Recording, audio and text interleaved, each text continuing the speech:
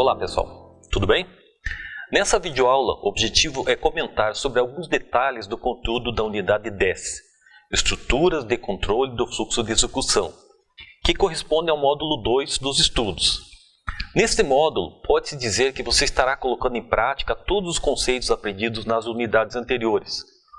Como é um módulo de cunho prático, é fundamental que você estude atentamente cada detalhe da unidade e desenvolva todas as atividades práticas propostas, tanto na escrita dos algoritmos quanto na implementação no Pascalzinho.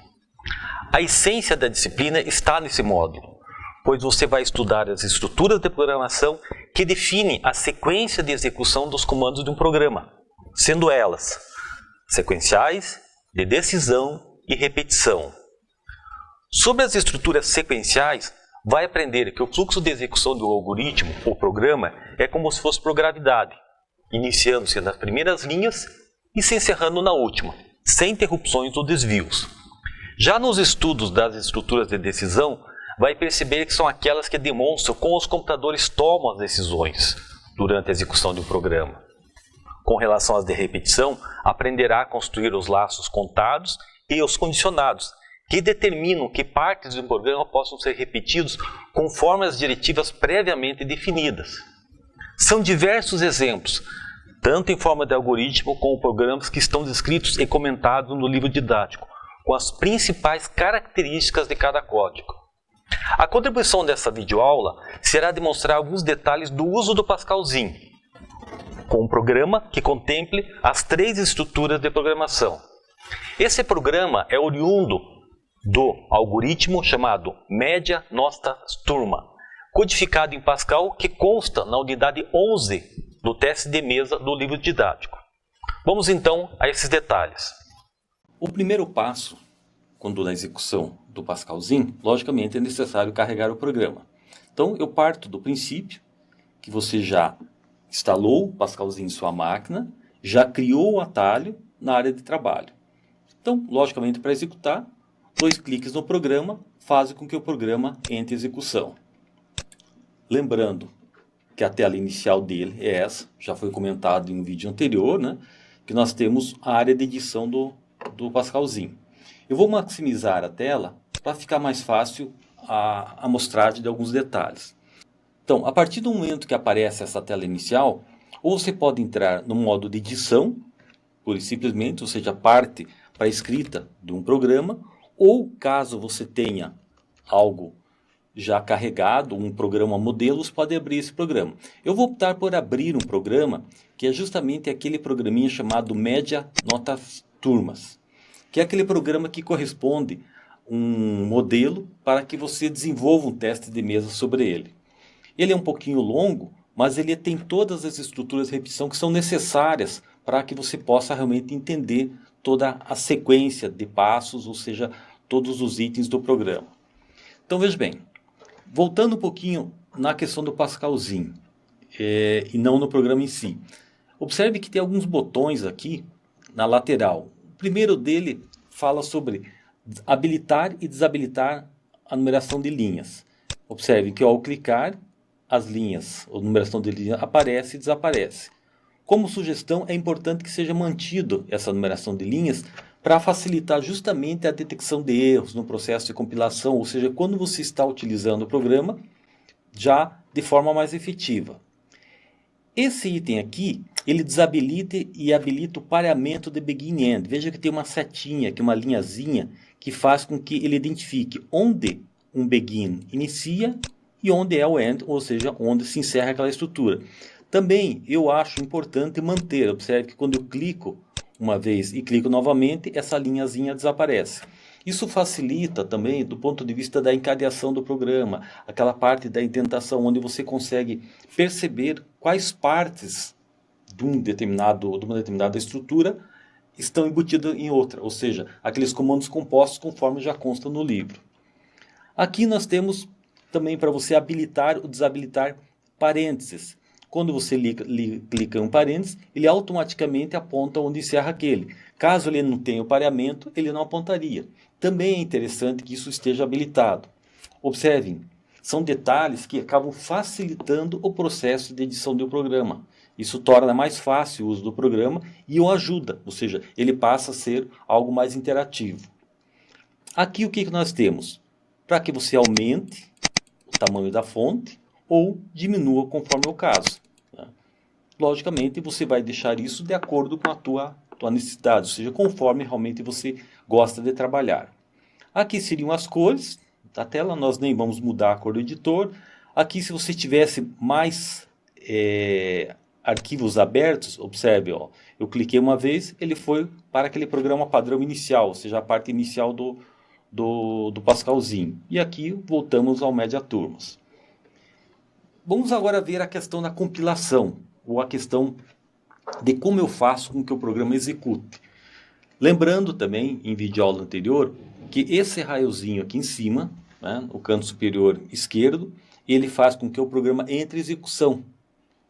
Ou você clica nesse raio, ou você usa a tecla de atalho F9.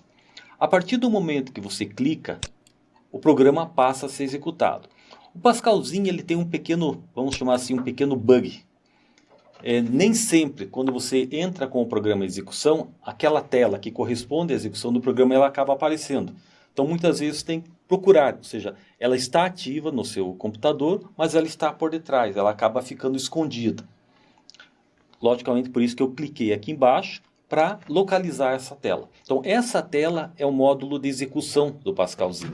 A partir do momento que você clicou no raio, ou seja, instigou, digamos assim, o computador a compilar, ele fez a compilação, detectou não havia erro e automaticamente entrou em execução.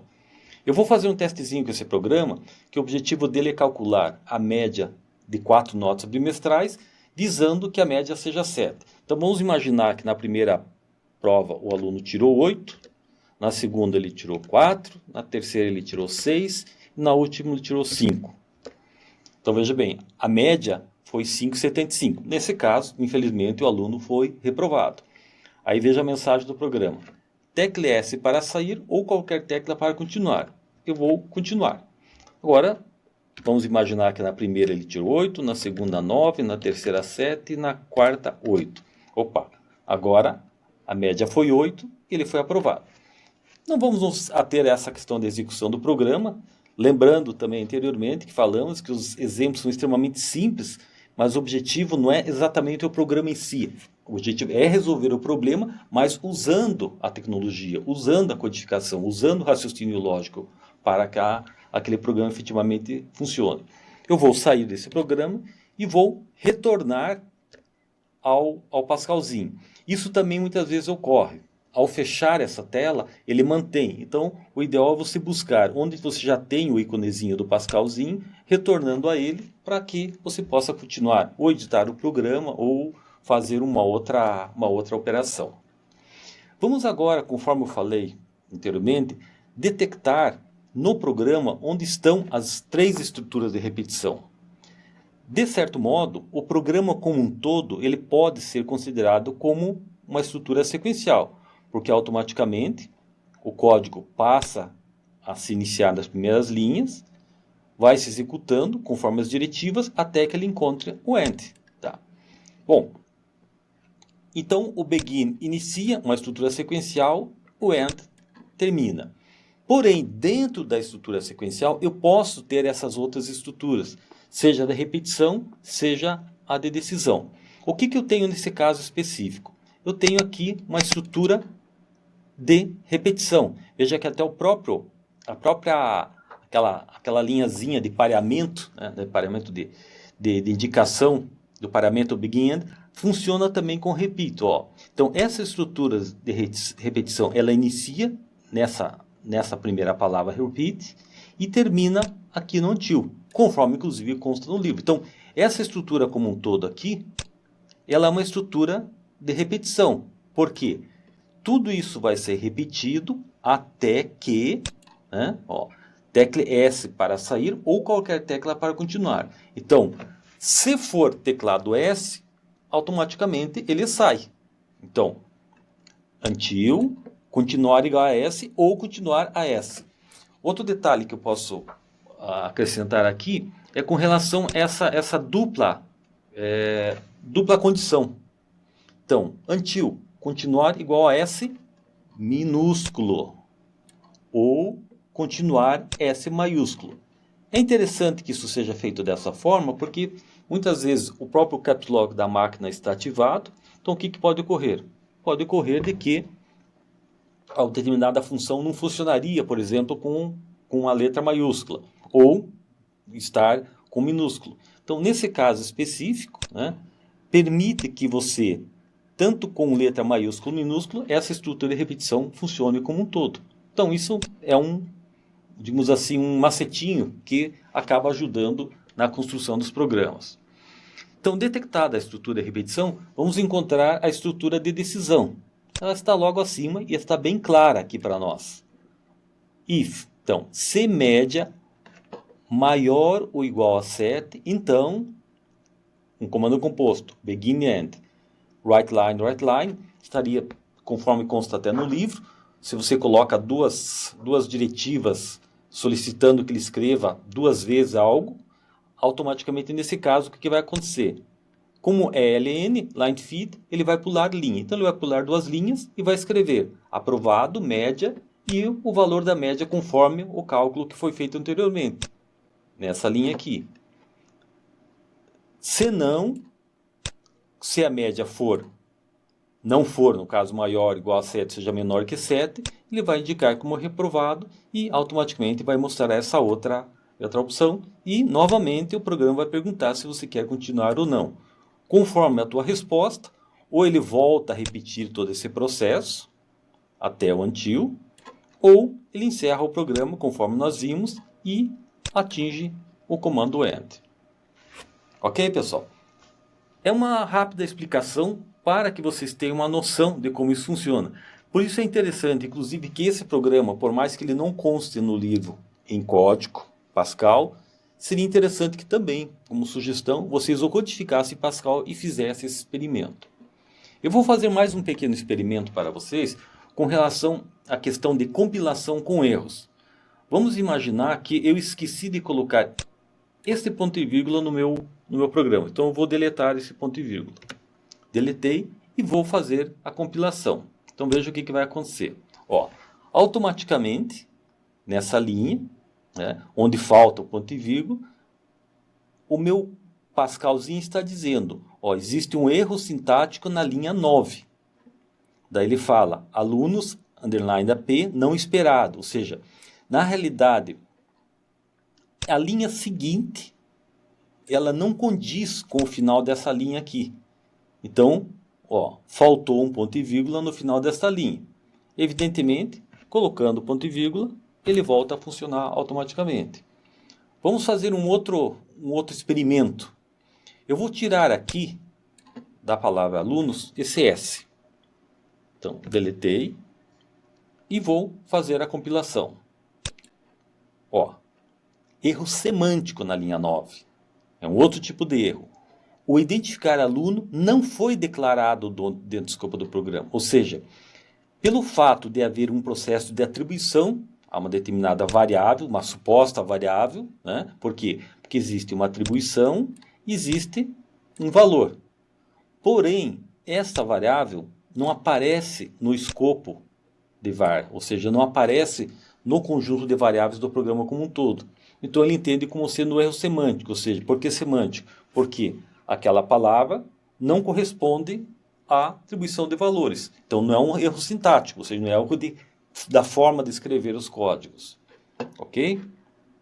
Vou recolocar o S.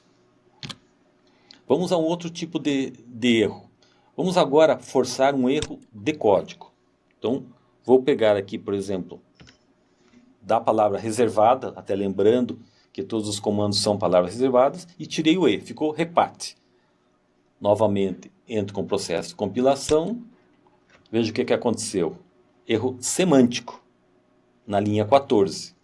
Daí ele diz que esse CLR, CSR, não esperado, faltou um ponto e vírgula. Veja, o erro não corresponde exatamente ao que aconteceu, ou seja, ele não diz que é um problema de comando, ou seja, um comando que foi escrito de forma errada, mas ele associou esse erro à próxima linha. Então, esse é o cuidado que vocês têm que ter, ou seja, analisar. Por isso que o conhecimento do programa, o conhecimento das estruturas de programação é importante para que alguns erros que porventura sejam cometidos, eles sejam cometidos, mas você, como programador, consiga os identificar. Por quê? Porque nem sempre o compilador ele vai acabar respondendo exatamente aquilo que você quer. Aproveitando aqui essa questão do CLR, SCR, esse comando não consta no livro, mas ele tem a finalidade de limpar a tela.